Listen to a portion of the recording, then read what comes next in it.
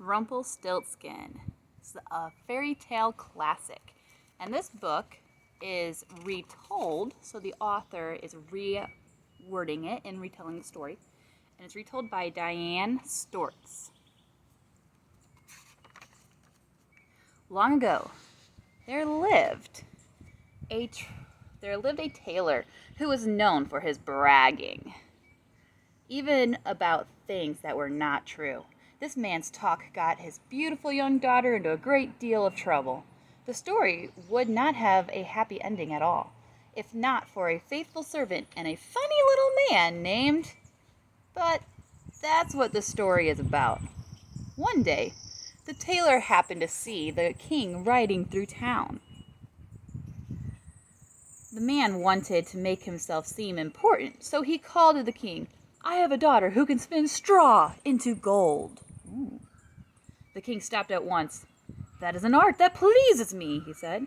The king was a greedy man who was never happy and always wanted more. "Bring your daughter to the castle tomorrow," the king told the tailor, "and I will put her to the test." The next day, the tailor took his beautiful daughter to the castle. Of course, she did not know how to spin straw into gold, but she was shown into a room filled with straw. The king gave her a spinning wheel and a spindle. "Now to work," he said. "If all the straw isn't gold by morning, you will never see your father again." Then the king left and locked the door. The poor girl sat down on the straw and began to cry. Then the door opened again, and a funny little man came into the room.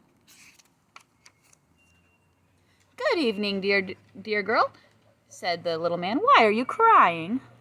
"I am supposed to spin straw into gold for the king," said the girl, "and I don't know how." "Oh, but I know how," said the little man. "What will you give me if I spin it for you?" "My necklace," said the girl. The little man took the necklace and sat down at the spinning wheel. In seconds, the first spool was full of golden thread. The tailor's daughter fell asleep. When the straw was turned to gold, the little man disappeared. In the morning, at sunrise, the king returned. When he saw the golden spools, he was pleased. But because he was greedy, he took the girl to a larger room filled with more straw.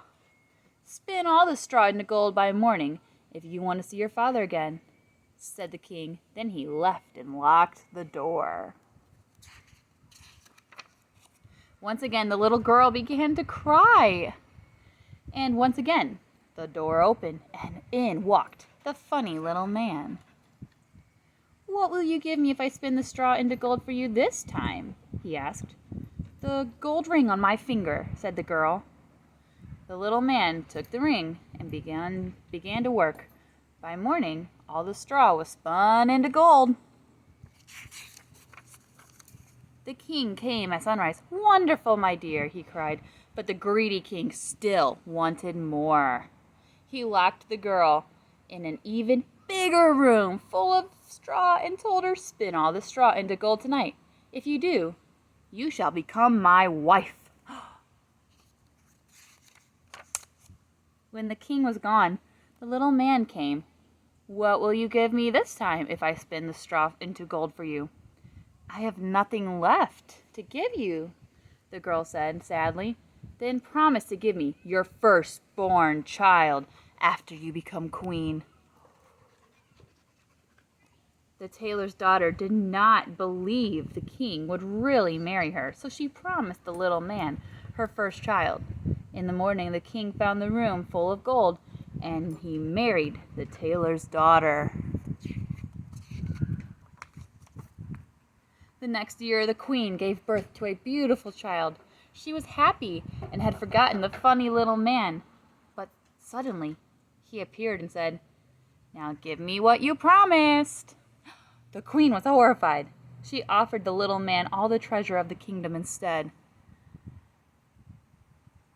"No," said the little man, "something living is more important than all the treasure in the world." When the queen began to grieve and weep and could not be consoled, the little man began to feel sorry for her. "I will give you 3 days," he said. "If you can guess my name by the 3rd day, you may keep your child." The queen spent the night making a list of every name she had ever known. Then she sent a servant out into the kingdom to make a list of names she had never heard before. When the little man appeared again that evening, the queen began to call out names one at a time. "Are you Tom, Dick, Harry?" she asked. But after every name, the little man shook his head. "Are you Jasper, Melchior, Balthasar?" The little man just smiled and said, "That's not my name." The next day, the queen sent her servant out into the kingdom to search for unusual names like ribs of beef, or mutton chops, or lace leg. But when the little man appeared that evening, he just shook his head and said again and again, "That's not my name." On the 3rd day, the queen was in despair. She sent her servant out into the kingdom one last time. When he came back, the servant said, "I climbed a high mountain where the fox and the hare say good night to each other at the edge of the forest. There I saw a small cottage, and in front of the cottage was a fire. And in front of the fire danced a funny little man. He hopped about on one leg, singing, 'Today I'll brew, tomorrow I'll bake, soon I'll have the queen's namesake. Oh, how hard it is to play my game, for Rumplestiltskin is my name.'" When the queen heard this, she began to dance herself for joy. When this little man appeared that evening, she asked him, "Is your name Coons?" "No," said the little man. "Is your name Heinz?" "No," said the little man. He began to reach for the queen's sleeping child. "Is your name Rumpelstiltskin?" asked the queen. "Who told you? Who told you?" howled the little man. He jumped around screeching and stomping his feet so hard that he stomped right through the floor and disappeared. And that was the last time anyone ever saw Rumpelstiltskin. The end.